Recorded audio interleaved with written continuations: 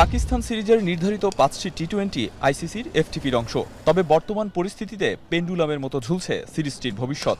আরব আমিরাতের বিপক্ষে সিরিজের আগে তাই পাকিস্তান সফর নিয়ে অবধারিত প্রশ্নের উত্তরই দিতে হলো মোহাম্মদ সালাউদ্দিনকে।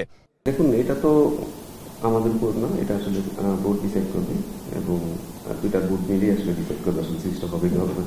আমরা আমাদের প্রিপারেশন নিচ্ছি, যেহেতু আমাদের সামনে এশিয়া কাপ আছে, ওয়ার্ল্ড কাপ আছে, সেটার উপর ভিত্তি করে আসলে আমরা ট্রেনিংটা হচ্ছে। এটাও আমাদের একটা পার্ট অফ দ্য সিরিজ ছিল, যেখানে আসলে আমরা কীভাবে কী করতে পারি, কোন জায়গায়গুলো আমাদের ইমপ্রুভ করতে হবে। বাট সিরিজের ব্যাপারে আসলে আমরা তো রেডি আছি, এখন বাকিটা আসলে বোর্ড জানে, তারা ডিসাইড করে আসলে কী হবে না হবে। গত কিছুদিন ধরেই মাঠের ক্রিকেটে নিম্নমুখী পারফরম্যান্স জাতীয় দলের দ্রুত সমাধানের প্রক্রিয়ার কথা জানিয়েছেন কোচ। পাশাপাশি টিম কম্বিনেশনে অলরাউন্ডার সংকট নিরসনের রাস্তাও দেখিয়েছেন তিনি। খেলাটা তো আসলে মাথায়, আমরা কিভাবে আসলে ক্যালকুলেশন করতেছি, আমরা কি লজিক্যাল ওয়েতে ক্রিকেট খেলতেছি কিনা। আমরা মনে হয় মাঝে মাঝে লজিক ছাড়া ক্রিকেট খেলি, সমস্যাটা আসলে মাথায়। তো আমরা ওই জায়গাটা কিভাবে ইমপ্রুভ করা যায় অলরেডি আমরা কাজ শুরু করছি। এটা নিয়ে আমাদের আরো অনেকদিন ভুগতে হবে, স্পেশালি হোয়াইট বলে আমাদের এই জায়গাটা আমাদের অভাব আছে। যেহেতু অলরাউন্ডার অভাব আছে, আমাদেরকে অলরাউন্ডার সুযোগ দিতে হবে।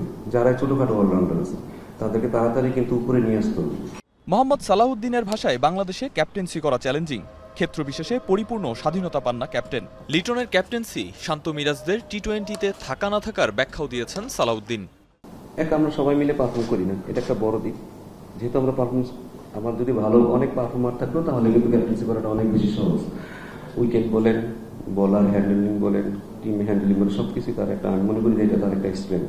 মিডল ওভারে আমাদের স্পিন যারা ভালো খেলে তাদের দিকে আমাদের একটু ফোকাস করা হয়েছে।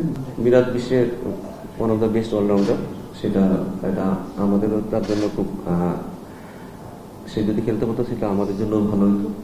বাংলাদেশ ক্রিকেটে সমস্যার শেষ নেই, যার উৎকৃষ্ট উদাহরণ ফেভারিট ফরম্যাট ওয়ানডে ক্রিকেটে র্যাঙ্কিংয়ে অবনমন। তাই নড়বড়ে অবস্থানে থাকা টি-20 নিয়ে শঙ্কা থেকেই যায়। তবে সিনিয়র সহকারী কোচ সালাউদ্দিন তো ইতিহাসে বিশ্বাসী নন।